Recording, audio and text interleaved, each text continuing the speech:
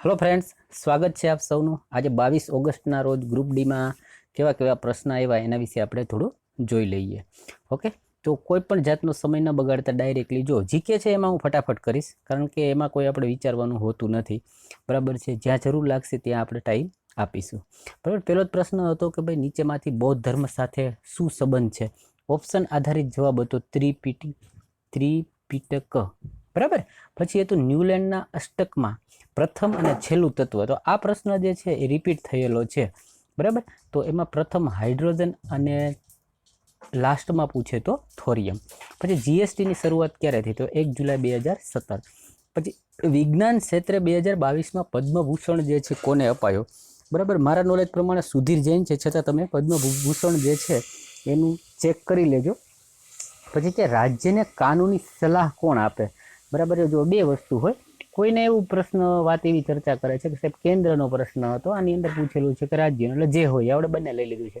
બરાબર, attorney general હોય એ કેન્દ્ર માટે હોય છે, અને જ્યારે વાત કરીએ કોઈ રાજ્ય માટે તો રાજ્ય માટે એડવોકેટ જનરલ જે છે એ આવશે। પછી પ્રશ્ન હતો પંચાયતી રાજ વ્યવસ્થામાં કુલ વિષય કેટલા છે? બરાબર, એમાંથી અલગ અલગ ક્વેશ્ચન્સ હોઈ શકે, તો આપણે બધી વસ્તુ લઈ લીધી। જો વિષયની વાત કરીએ તો 29 વિષય છે। ભાગની વાત કરીએ તો ભાગ 9 બંધારણના 9મા ભાગમાં આવશે। 73મો સુધારો હતો અને 1992ની અંદર આ લાગુ કર્યો, એટલે દરેક વસ્તુ આપણે લઈ લીધી છે। પછી વાત કરી કેન્દ્ર અને રાજ્ય વચ્ચે શક્તિ વિભાજન જે છે એને શું કહે છે? તો કે ભાઈ એને સંઘવાદ તરીકે ઓળખવામાં આવે છે। પછી 100 દિવસની ચોક્કસ રોજગાર આપતી એટલે ગેરંટી આપતી યોજનાનું નામ? તો કે ભાઈ મનરેગા યોજના। ઓકે, પછી વાત કરીએ મેઘાલયની અંદર કે ગારો જનજાતિ છે એના રિલેટેડ ક્વેશ્ચન્સ હતો કે ભાઈ કયો મહોત્સવ ઉજવે છે? તો અહીંયા લખ્યું છે આપણે વાંગલા મહોત્સવ। પછી માનવ શરીરમાં અલૈંગિક ગુણસૂત્રની સંખ્યા? તો જો આ સેજ સમજાવવા જેવું છે। બરાબર, માનવ શરીરની અંદર કુલ 23 જોડી જે છે એ ગુણસૂત્રની હોય છે। એમાંથી 22 જોડી જે હોય ને એ પુરુષ હોય કે સ્ત્રી હોય બંનેની અંદર સમાન હોય। 22 જોડી એક્સ એક્સ એક્સ એક્સ હોય। 23મી જે જોડી છે ને એ જો એક્સ અને વાય હોય તો પુરુષ બને છે, એટલે કે બાળક જન્મે એ પુરુષ લિંગમાં આવે, પુલિંગ કહેવાય। બરાબર, અને પાછું જો 23મી જોડી એક્સ એક્સ હોય તો એ સ્ત્રીલિંગ ગણાય। બરાબર, એટલે આમાંથી એવો પ્રશ્ન પૂછ્યો હતો કે ભાઈ અલૈંગિક એટલે કે ભાઈ લિંગ એના ઉપરથી ખબર ન પડે પુરુષ છે કે સ્ત્રી, તો એ 22 જે છે બંનેમાં સરખા હોય, અને 23મું જે છે એના પરથી લિંગ જે છે ડિફાઇન થતી હોય છે। પછી વોલ્ટેજ જે છે 5 આપેલું હતું, કરંટ જે છે 2.5 એમ્પિયર આપેલું હતું, તો આર શોધો। તો ઓહમનો નિયમ મુજબ આપણે અગાઉ બી આ કરાવેલું જ છે। બરાબર, કે ભાઈ ઓહમ લોકો કહેતા હતા કે સર ન્યુમેરિકલ આવતા નથી, આજે કોઈ એવું કહે છે 5 ક્વેશ્ચન, આજે કોઈ એવું કહે છે 7 ક્વેશ્ચન જે છે ગાણિતિક રીતે વિજ્ઞાનમાંથી પૂછી લીધા છે। પછી એવું હતું કંઈક એક તાર છે એને વાળીને સર્કલ બનાવવામાં આવે છે। બરાબર છે, એનું કંઈક રજિસ્ટર આપેલું, મતલબ કે ભાઈ આ એક તાર છે। બરાબર, હવે એનું તમને કોઈક રજિસ્ટર આપી દીધું કે ભાઈ આનો 5 ઓહમ રજિસ્ટર છે, આ ટાઈપનું કંઈક આપી દીધું એવું આપણે માનીએ।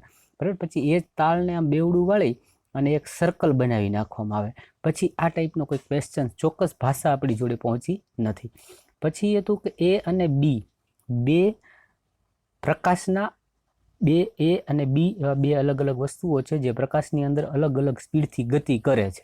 બરાબર, તો આ બંનેમાંથી એમના વચ્ચે રિફ્રેક્શન, બરાબર, રિફ્રેક્ટિવ ઇન્ડેક્સ પૂછેલું હતું। બરાબર, એટલે હવે જો આ રિફ્લેક્ટિવ ઇન્ડેક્સ જે છે ને ધોરણ 9ની અંદર પ્રકાશ ચેપ્ટર છે એના અંદર વ્યવસ્થિત સમજાવેલું છે।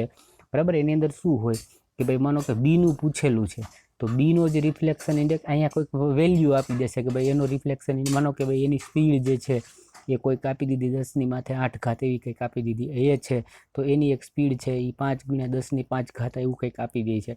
પછી પૂછે તો કોની પૂછી છે એને તમારે ઉપર રાખવાનું। બરાબર, અને કોના સાપેક્ષમાં પૂછી છે એને તમારે નીચે, પછી જ્યાં જ્યાં છેદ ઉડે છે ત્યાં છેદ ઉડાડીને આન્સર તમે લાવી શકો છો। પછી રાજારામ મોહન રાય પછી બ્રહ્મો સમાજ કોણે સંભાળ્યો? આવો ક્વેશ્ચન હતો કે કેશવચંદ્ર સેન અને દેવેન્દ્રનાથ ટાગોર બે લોકો હતા। ઓપ્શન જોઈ લેવાના કે ભાઈ ઓપ્શનની અંદર આપણે શું આપવામાં આવેલું છે। પછી એક એકદમ ઇઝી ક્વેશ્ચન હતો કે ભાઈ ત્રિકોણ જે છે આ રીતના એક ત્રિકોણ છે, એનો એક ખૂણો જે છે એ 60નો છે, એક ખૂણો જે છે એ 80નો છે, તો બીજો ખૂણો જે છે કેટલાનો બનશે? તો આપણે ખબર હોય કે ભાઈ 3 ખૂણાનો સરવાળો છે 180 થાય, એમાંથી 2 કોણનો સરવાળો આપણને આ 2 કોણ આપી દીધા છે એનો સરવાળો કરી લઈએ તો ઘટે છે એ આપણને ખૂણો મળી જશે। એટલે એમાં કંઈ સમજાવવા જેવું છે નહીં। પછી ત્રિકોણની બાજુ આપેલી છે, બરાબર છે, આ રીતના એક ત્રિકોણ આપી દીધું, એમાં 5 7 અને 10 આ રીતની બાજુ છે તો એનું ક્ષેત્રફળ. તો આ દાખલો પણ મેં 2 કે 5 દિવસ પહેલાં અગાઉ કરાવેલો છે. આવો જ ક્વેશ્ચન્સ પૂછેલો હતો કે જ્યારે ભાઈ અચોક્કસ ત્રિકોણ હોય એની બધી બાજુઓ જે છે અલગ અલગ હોય તો તમારે સૌપ્રથમ કરવું શું પડે તો કે ભાઈ આની પરિમિતિ કાઢો અને પરિમિતિના અડધા કરી નાખો, એને એસ બોલવામાં આવે છે. અને પછી હીરોજનું ફોર્મ્યુલા એટલે કે હીરોનું સૂત્ર તરીકે ઓળખે છે એના અંદર શું હોય તો કે એસ ગુણ્યા પછી એસ માઇનસ પહેલી બાજુ, બરાબર, પછી એસ માઇનસ બીજી બાજુ, પછી એસ માઇનસ ત્રીજી બાજુ. એટલે ત્રણેય બાજુઓ જે છે એમાંથી તમારે પરિમિતિ જે છે, માનો કે આ 5 ને 10 15, 15 ને 7 22 થયા, 22 ના અડધા કરીએ એટલે કે ભાઈ 22 ના અડધા થયા એટલે 11, 11 જે છે તમને એસ મળી ગયું. પછી તમારે કરવાનું શું હતું તો કે આ રીતે વર્ગમૂળમાં એસ રાખી અને પહેલાને 11 માંથી બાદ કરો તો કે ભાઈ 11 માંથી 5 બાદ જાય એટલે 6 થશે, એને ગુણાકારમાં 7 બાદ કરો, બરાબર છે. એવી રીતે તમારે કરવાનું હોય છે. પછી ક્વેશ્ચન્સ હતો 2 અને 20 વાગે કલાક કાંટો કેટલાનો ખૂણો બનાવે. તો આ ક્વેશ્ચન જે છે એકદમ ઇઝી હોય છે, બધાને આવડતા જ હોય છે એટલે એમાં આપણે કંઈ વાત કરતા નથી. પછી જે એક લંબચોરસનું ક્ષેત્રફળ આપી દીધું હતું 100, લંબાઈ 20 હોય તો પહોળાઈ શું? તો ભાઈ આપણને બધાને ખબર છે કે ભાઈ આ લંબચોરસ છે એનું ટોટલ જે છે ક્ષેત્રફળ આપણને આપી દીધું છે, બરાબર છે, અને પૂછેલું છે એનું ચોરસનું ક્ષેત્રફળ. તો તમને ખબર હોવી જોઈએ લંબચોરસ જે છે એમાં લંબાઈ ગુણ્યા પહોળાઈ જે છે એનો તમે ગુણાકાર કરો એટલે ક્ષેત્રફળ મળી જાય. તો કે ભાઈ લંબાઈ આપણને આપેલી છે 20, બરાબર છે, એને ગુણ્યા હું શું મૂકું કે ક્ષેત્રફળ છે એ 100 આવી જાય એટલે 20 પંચા 100 થાય, બસ આટલું કરવાનું હતું. પછી PMJY એટલે પ્રધાનમંત્રી જન આરોગ્ય યોજના, બરાબર છે. આના માટેનો જે આપણે વાત કરીએ આ યોજનામાં લગભગ બધા જે 5-5 લાખનું આયુષ્યમાન કાર્ડ કાઢે છે અત્યારે ઘર ઘર બધા પાસે હશે. તમને એક વાત કરું તો ભાઈ આ સૌથી મોટી વિશ્વની સૌથી મોટી આરોગ્ય યોજના તરીકે ઓળખાય છે. એમની શરૂઆત પૂછવામાં આવેલી તો કે ભાઈ એપ્રિલ 2018થી આની શરૂઆત થઈ હતી. પછી પ્રશ્ન હતો 51 થી 100 વચ્ચે અભાજ્ય સંખ્યા, એમાં નાની સંખ્યા અને મોટી સંખ્યા જે હોય એનો સરવાળો પૂછેલો હતો. તો તમે જોશો કે ભાઈ 51 બરાબર અને 100 ની વચ્ચે પૂછેલું છે. તો 51 અને 100 તો એની વચ્ચે એટલે આ બે સંખ્યા તો આપણે લઈશું નહીં. પછી 52 છે તો એ જે છે એને આપણે અભાજ્ય નહીં ગણીએ એટલે પહેલી સંખ્યા જે છે 53 આવશે અને છેલ્લી સંખ્યા છે 97, બેનો સરવાળો પૂછ્યો 150. પછી એક ક્વેશ્ચન્સ જે છે એ એક સૂત્ર આધારિત પૂછ્યું. મેં અહીંયા કે લખ્યો, જો એક સૂત્ર છે x + 1/x એના બરાબર તમને કંઈક વસ્તુ આપી દીધી, માનો કે અહીંયા 3 આપી દીધા. પછી તમને પૂછે કે તો x² + 1/x³ બરાબર શું થાય, આવું પૂછે તો એના માટે એક સૂત્ર છે કે એ જે અહીંયા કે આપ્યો હોય ને, બરાબર છે, એનો ઘન, બરાબર, એનો જવાબ શું થાય તો પેલા રકમ બતાવી દઉં તમે. આ x + 1/x બરાબર માનો કે 5 આપી દીધું છે તો પૂછે x³ + 1/x³, તો એના બરાબર શું થાય તો કે આપેલું છે 5, તો 5નો ઘન, બરાબર, -3 અને અહીંયા આપેલા છે 5 એટલે 3 × 5. એકદમ ઇઝી વાત કરું તો એ બને શું તો કે મેં સૂત્ર જ મૂક્યું છે k નો ઘન -3 વખત k, આ સૂત્ર છે. ઓકે. પછી છે સિટિંગ એરેન્જમેન્ટ એટલે કે ભાઈ આપણને તમને ખ્યાલ હશે કે ભાઈ 5-6 જણા બેઠા છે, માનો કે A છે, B છે, C છે, D છે, એ કોઈ વર્તુળમાં બેઠા છે. પછી ક્વેશ્ચન બનાવશે એની બાજુમાં જમણે C બેઠો છે, C છે એ Dની સામે નથી. આ ટાઈપનો ક્વેશ્ચન્સ બનાવી અને તમને પ્રશ્ન પૂછે. એવા 4-5 પ્રશ્ન જે છે રોજ આવે છે.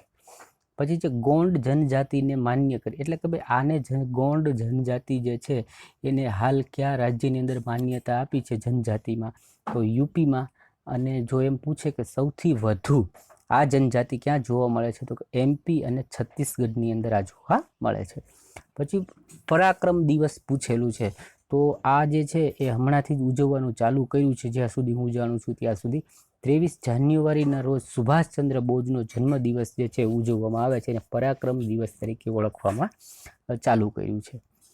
પછી કોમનવેલ્થની અંદર ઓપનિંગ સેરેમનીની અંદર ફ્લેગ વાહક એટલે કે ભાઈ જ્યારે કોમનવેલ્થ શરૂ થયું એમાં ભારતનું તરફથી ઓપનિંગની અંદર આપણો ધ્વજ જે છે એ ધ્વજવાહક કોણ બનેલું તો ભાઈ ઓપનિંગની અંદર જે છે PV સિંધુ બનેલા, બરાબર, કોઈ સંધુ કહે છે, પીવી સિંધુ કહે છે, એને બે નામથી સિમ્પલી સિંધુ તરીકે ઓળખીએ છીએ.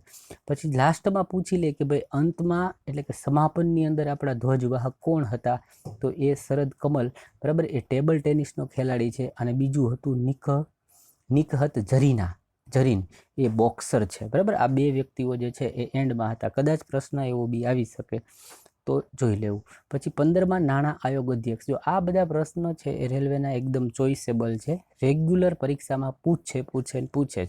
તો અત્યારે પૂછેલું છે હાલના 15માં જે છે તો NK સિંઘ. ઓકે, હવે માનો કે પૂછી લે કે એના પહેલાં કોણ હતા, તો કે YV રેડ્ડી. ઓકે, પછી છે આપણી ફરજો, એટલે મૂળભૂત ફરજો છે એ લાગુ કરવા માટેની જે સમિતિ હતી એ સમિતિનું નામ પૂછવામાં આવેલું. તો 2 દિવસ પહેલાં મૂળભૂત ફરજો જે છે બંધારણમાં ક્યાં આવેલી એવો ક્વેશ્ચન્સ હતો. બરાબર, પછી 51 શું આવ્યું એવો ક્વેશ્ચન. હવે એને મૂળભૂત ફરજોમાંથી થોડોક ઊંડો પ્રશ્ન પૂછ્યો, તો આપણે એની તમામ વાત કરી લઈએ. 1976માં 42મો સુધારો કરેલો અને સરદાર સ્વર્ણસિંહ સમિતિની ભલામણથી લાગુ કરવામાં આવેલું.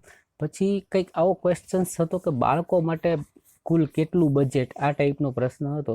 તો કે ભાઈ એવું છે કે દર વખતે સરકાર જે છે બાળકોના વિકાસ માટે ઘણું ફંડ આપે છે.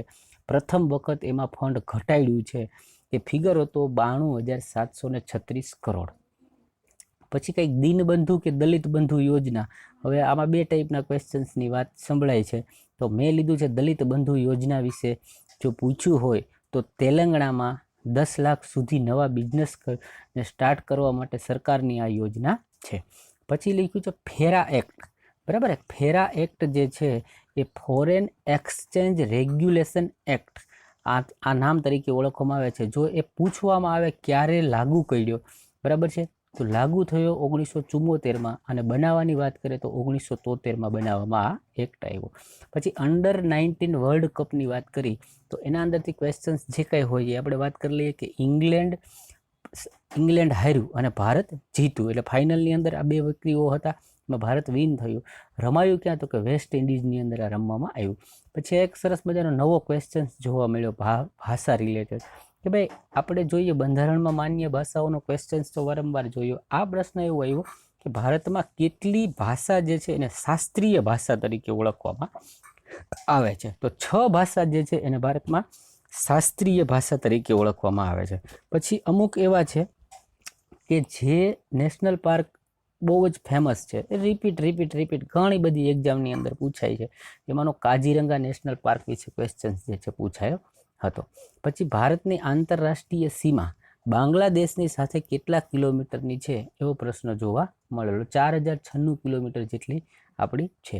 પછી એક પ્રશ્ન હતો કે ભાઈ 3 સાડી તમે ખરીદો તો તમને 2 સાડી મફતમાં મળે છે, તો તમને મળેલું ડિસ્કાઉન્ટ કેટલું, બરાબર છે. તો જો આ ક્વેશ્ચન્સ જે છે ને એની અંદર તમે ડિસ્કાઉન્ટ કેવી રીતે ગણી શકો કે ભાઈ તમે કુલ વસ્તુ લાવ્યા કેટલી, તો કે કુલ વસ્તુ અમે લાવ્યા 5, બરાબર, અને એમાંથી તમને ડિસ્કાઉન્ટ રૂપે મળ્યું શું, તો કે 2 સાડી ડિસ્કાઉન્ટમાં મળી. અને ટકાવારીથી આપણે 100થી ગુણીએ એટલે ટકાવારી મળી શકે. એટલે 5થી જોઈએ તો 20, 50 અને 100 ઉપર આવશે 20, 2 ને 40% જેટલું જે છે તમને ડિસ્કાઉન્ટ મળેલું.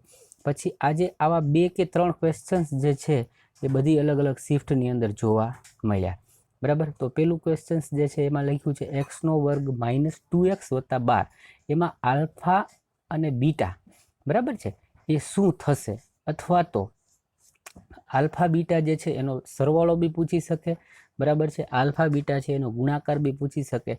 આ ટાઈપનો ક્વેશ્ચન્સ રેગ્યુલર આવી રહ્યો છે. તો તમને ખબર હોવી જોઈએ કે ભાઈ જો આ વસ્તુની અંદર આ દ્વિઘાત સમીકરણનું આખું એક આપણે સમીકરણ કહીએ તો એમાં આ જે છે એને A કહેવાય, આ જે છે એને B કહે છે, અને લાસ્ટમાં છે એને C કહે છે. હવે તમને આલ્ફા અને બીટાનો સરવાળો પૂછે, બરાબર છે, તો આલ્ફા બીટાનો સરવાળો જે છે એ શું થાય, તો કે -B/A. તો B જે છે એને તમારે એ જગ્યાએ મૂકી દો, તો B ક્યાં છે, તો કે 2 છે, બરાબર. ઓલરેડી માઇનસ આપેલું છે અને -B એટલે પ્લસમાં 2 થઈ જશે. અને એ જે છે ત્યાં એક્સની આગળ કાંઈ નથી એટલે 1 માનો, તો આ બની જશે 2/1 એટલે 2. તો આ ટાઈપનો ક્વેશ્ચન્સ જે કાંઈ હોય એને તમે આરામથી કરી શકો. પછી એકદમ ઇઝી ક્વેશ્ચન હતો, સંખ્યા 5/3 છે અને તફાવત 54નો હોય તો નાની સંખ્યા શું થશે.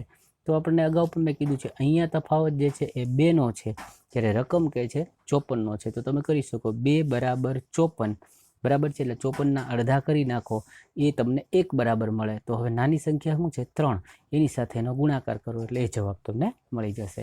પછી એવી જ રીતના અહીંયા પૂછેલું હતું કે ભાઈ x² - 7x + 12 આના શૂન્ય અથવા તો એના મૂળ શું થશે. તો મૂળ શું થાય તો કે જુઓ 12 છે ને એને તમે 2 ભાગમાં તોડો, એનો ગુણાકાર 12 થવો જોઈએ અને આગળ આપેલી આ વસ્તુ છે એ જે છે ને એના સરવાળાથી બનવી જોઈએ અથવા તો બાદબાકી, આ ટાઈપનું લોજિક લાગતું હોય છે. તો જુઓ તમે 4 × 3 કરશો એટલે 12 બને અને 4 ને 3 તો કે 7 બને છે. ઓકે, એટલે 4 અને 7 જે છે એના શૂન્ય અથવા તો મૂળ કહેવાય. પછી એક પ્રશ્ન હતો 4 અને 16ની મધ્યાનુપાત, એટલે કે ભાઈ આ જ્યારે તમને મધ્ય અનુપાત પૂછે ને ત્યારે શું કરવાનું, વર્ગમૂળમાં 4 એને ગુણ્યા 16 કરી નાખવાના, બરાબર. 16 ચોકું 64 થયા અને 64 જે છે એ વર્ગમૂળમાં આવ્યા, બરાબર છે. એટલે 8 × 8 = 64, તો એનો જવાબ બને 8. ઓકે, પછી પ્રશ્ન છે 1500માં, બરાબર, એવી એક રકમ આપી દીધી, કોઈ રકમ છે 1500 રૂપિયાની રકમ છે, 2 વર્ષે સાદા વ્યાજ તરીકે આપણને પૂછ્યું છે કે રકમ બની એટલે એમાંથી સાદું વ્યાજ મળે છે 540, તો એમાં જે ટકાવારી છે એ કેટલા ટકા હશે. તો સિમ્પલ ક્વેશ્ચન્સ હતો, તમે આ રીતે કરી શકો. 1500 રૂપિયા ઉપર, બરાબર, ટકા શોધવાના છે અને 2 વર્ષે આપણને અહીંયા છેદમાં 100 હોય, જે વ્યાજ મળ્યું એ અહીંયા લખી નાખીએ 540, જ્યાં છેદ ઉડે છે ઉડાડી દો એટલે તમને આન્સર જે છે એ મળી જશે. પછી એક ક્વેશ્ચન્સ પોઈન્ટમાં આ પ્રમાણેનો જોવા મળ્યો કે ભાઈ 777.70ના 10% કાઢો તો શું થાય. એકદમ ઇઝી હતું, કોઈ પણના 10% કાઢવા હોય તો એક આંકડા પછી પોઈન્ટ લઈ લેવાનો. તો અહીંયા ઓલરેડી પોઈન્ટ અહીંયા છે, તો એના એક આંકડા પછી પોઈન્ટ અહીંયા જશે એટલે 77.77 તમારો આન્સર બનશે. ઓકે, તો જેટલા ક્વેશ્ચન્સ મળેલા હતા એટલા મેં તમારી સામે રજૂ કર્યા છે. ઓકે, ચલો, થેન્ક યુ.